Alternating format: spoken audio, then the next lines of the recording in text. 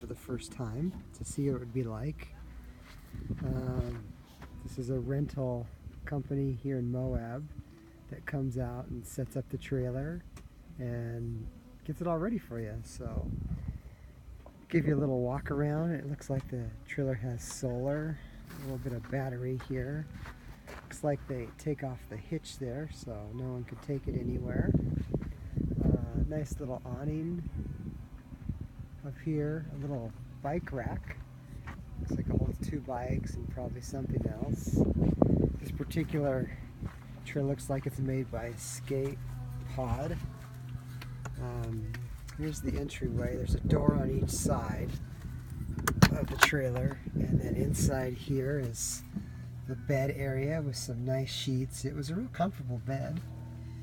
And then here is a couple USB ports on each side to charge your devices. And let's see, in here is some storage. This door opens up here and has some storage by it, what I'd call the headboard. And then another door on this side. And then on this side here we have some cabinets that you have for storage. These knobs you kind of push in and they lock, or if you push them again they come out and you just twist them. So there's some storage here and storage in the middle. I'm sorry, I guess this would be the middle here. Some storage there, and then a little stereo player. It's kind of unique. It's a not a USB, but a Bluetooth. So you just lock into your device, your phone per se, and you can play music off your phone. There is a fan up here. It's not a fantastic fan, which is a really good fan. This looks like just a little fan. I'm not sure how it does because we didn't use it. And then 1 or 2 big LED lights in here, which is more than enough for this space. It's interesting on some of these teardrops I've seen, as you can see here, they have a space where your feet go, and I really don't care for that because when you're trying to turn at night, or sometimes your feet hit the top or the bottom of the cabinets, which I don't really like. And I've seen some teardrops, they somehow make this all open here, which I like a little better, but not too bad. It just makes you feel a little more enclosed while you're in here. And I'd like to see if someone could eliminate this wasted kind of foot space or do something with it here. It would be cool. The side is maybe I guess this is birch. Could be wrong. Someone will correct me, I'm sure, if it is wrong, but nice inside.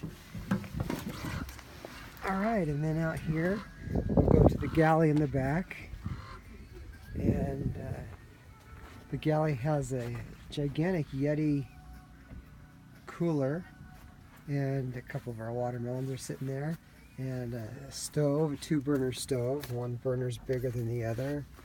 And then these slide doorways with where you can put your pots and pans.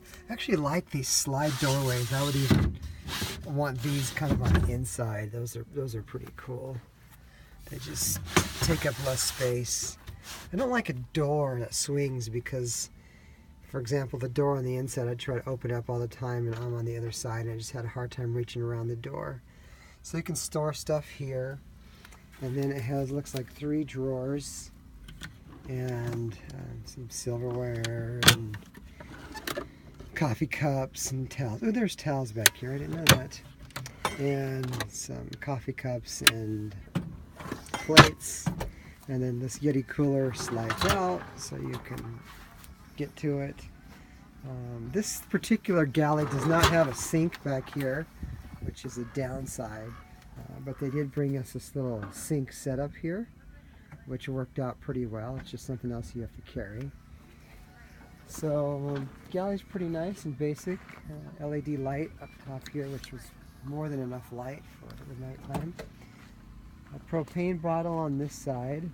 And then this is interesting, this box here, it looks like it's some type of Insta-heat where you can kind of control the heat of the water, and you just press this little spout right here, I guess that's what you call it, a spout, Looks like something in your kitchen.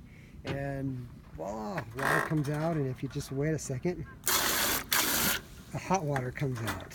And it's like heat on demand, so that's pretty cool. That's a really nice feature. This particular unit looks like it's made for off-roading. The wheels are really big and thick and tall. For me, I'm short. I'm about 5'6". The Galley is a little too high for me in the back. I wish it was a little lower, but I know they did that for ground clearance for off-road stuff, I would assume. It was nice having the awning. That was a really cool feature. And this rental place in Moab was really neat because they came out and just set the whole thing up for you. You throw your clothes and food in the cooler and you're ready to go. So really nice experience on that side. But anyways, I rented this because I'm thinking of purchasing a teardrop and been looking at different models. And I first of all wanted to sleep in a teardrop to see what it was like before I spent all the money. And my feelings so far are that a teardrop is very nice. It has its advantages and disadvantages. I think the advantages are such where you can set up really easily and quickly, and you can tear down easily and quickly. And it's nice and cozy and warm when it's cold outside, because it was pretty cold last night, so you can stay warm. The Galley was really easy and kind of fun to cook in, so really self-contained and nice. So those are some of the great advantages of a teardrop, and probably easy to tow, even though I didn't tow this. I hear they're pretty easy to tow. The downside is that you can't stand up in it, obviously, and so putting on your pants and underwear in the morning is a little interesting, but I'm sure you could get used to that. If it's cold or windy, or imagine snowing outside, you know, what do? You can't stand up. You got to cook in the cold. You got to cook in the wind, and sometimes that could be hard. So that's a disadvantage. But you know, everything has its advantages and disadvantages. But overall, I really like the concept of the teardrop, because my only option is to tow it with my Subaru over here, which is a Crosstrek, and it has a 1,500 pound towing capacity. So that leaves me the option of a teardrop, or even I would say a pop-up camper, which with a pop-up camper, it becomes a little difficult because you got to set it up, and the things flap in the wind, and it's probably colder, and it's just more of a pain in the ass sometimes. But you have more room and you can stand up in it, so everyone's got to decide what the best fit is for them. Anyways, I hope you enjoyed this tour of the Teardrop trailer in Moab, Utah, and have a good one.